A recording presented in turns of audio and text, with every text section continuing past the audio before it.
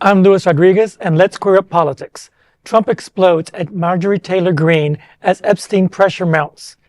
President Donald Trump unleashed an erratic late-night rant, abruptly yanking his endorsement of Representative Marjorie Taylor Greene and attacking the once loyal MAGA ally as a, quote, ranting lunatic, unquote. His Truth Social post also veered into anti-trans rhetoric, claiming his administration achieved, quote, no men and women's sports or transgender for everyone, unquote, a line that landed harshly with LGBTQ viewers. The meltdown comes as scrutiny intensifies around still sealed Jeffrey Epstein files that the Trump administration continues to withhold. Newly released emails have raised fresh questions about Epstein's ties to powerful figures, including Trump. Representative Robert Garcia, the top Democrat on the Oversight Committee, told The Advocate that Justice Department is essentially engaged in a, quote, a massive cover-up, unquote, and that Trump is clearly panicked. Greene, one of 4 Republicans pushing a bipartisan effort to force the release of all unclassified Epstein materials, publicly broke with Trump over the records. His tirade accused her of complaining, mocked her relevance, and claimed she'd moved, quote, far left, unquote. Greene hit back on Twitter saying, quote, President Trump just attacked me and lied about me. Apparently, this is what sent him over the edge. The Epstein files. It's astonishing really how hard he's fighting to stop the Epstein files from coming out, unquote. Greene, along with both the House and Senate, passed legislation yesterday that will mandate release of all documents related to the Epstein files. It passed nearly unanimously. We wait to see if President Trump will sign and release the documents. And as of this reading, the documents are going to be sent to the president, but we don't know what's going to happen with those.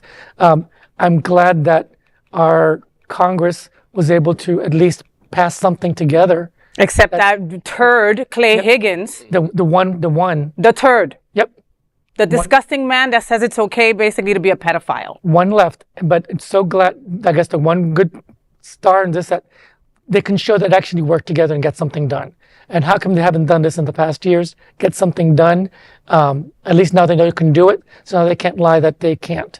Yeah. I mean, I still think the jury's out on Marjorie Taylor Greene. 100. I mean, I still have my reservations about her, but I applaud what she's doing here. I mean, you can, recognize the effort here.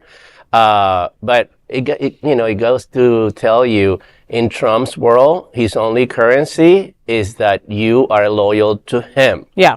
Not to the country, not to the victims, not to the Constitution, only to him. And this is a message to the people like Nancy Mace, like Lauren Boebert, people that eventually you're going to say something that is not going to be good for him, and he's going to go after you. And, this is I guess, an example or a lesson for all Republicans that are on that bend, not like the MAGA crowd, but, the ones that are more, logical and, more rational, that eventually, they're going to have to do something about it because they're just all afraid of Trump and afraid of how he's going to, react when it's time for their re-elections and who's going to endorse. And his main deal is always going up against anybody who doesn't agree with him, right? Basically annihilating anybody who doesn't agree with him, and that's it. I mean, when I saw Marjorie Taylor Greene on The View, right, when I knew she was coming on, I got my popcorn. I was like, all right, there's going to be a battle. She was like a shy 12-year-old girl. I was blown away, and I knew that she was with other, she was with other strong women, and I wasn't expecting that. And I don't think Trump was either, right? And I think that Trump had tweeted or had sent her a message right after that saying basically she folded like a lame duck, and that she didn't represent the country or him how he expected her to. I mean, this is Trump. He's never going to see eye to eye or think that he is an equal to a woman. Ever. Mm-hmm. Ever. Okay. Calling people piggy.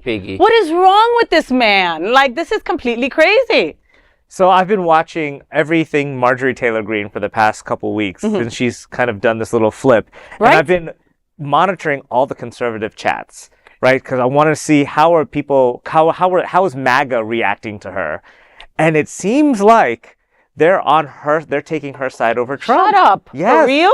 Because nobody can accuse Marjorie Greene of not being MAGA. She was their kind of ringleader. They kept pointing to Marjorie Taylor Greene. So she was leading them a little in the same way that Trump was. So when they see that Trump is turning on her, and what is he turning on her against? The release of child sex predator rings, which is something that QAnon, which is a big part of the MAGA base, has been talking about kind of irrationally for a long time. Yeah. So when something actually an actual pedophile ring is there that we can prove with victims speaking out, it's like finally that cognitive dissonance that they've been having about Trump is like, all right, this is coming to a head. Like, she's actually representing what we were talking about and what we thought Trump was going to represent for us. So they seem to be siding with her a little bit more. And I love the change in demeanor. And I'm trying to think, what does that mean? Because obviously she's a spitfire person. Yeah. She's always speaks her mind. And it shows that she's capable of restraint, which I didn't think that she was capable of that kind of restraint, to let people talk, to be considerate and to be cordial, to be, yeah. She was almost on the brink of being likable, Trini. And she was very like, if you didn't know who she was, you would like her. And I think, this is my calculus, is that she is actually way more powerful than Trump is going to be, because she has, it's like that Cersei Lannister kind of power, right? Game of Thrones, folks, Game of Thrones. Yeah. She's like, you know what? I'm going to come up with my own acronym. Because so she went from MAGA. She has her, what's it called? America First, America Only, AFAO. And she's like, this is what it's actually supposed to be. So she's trying to brand that over MAGA.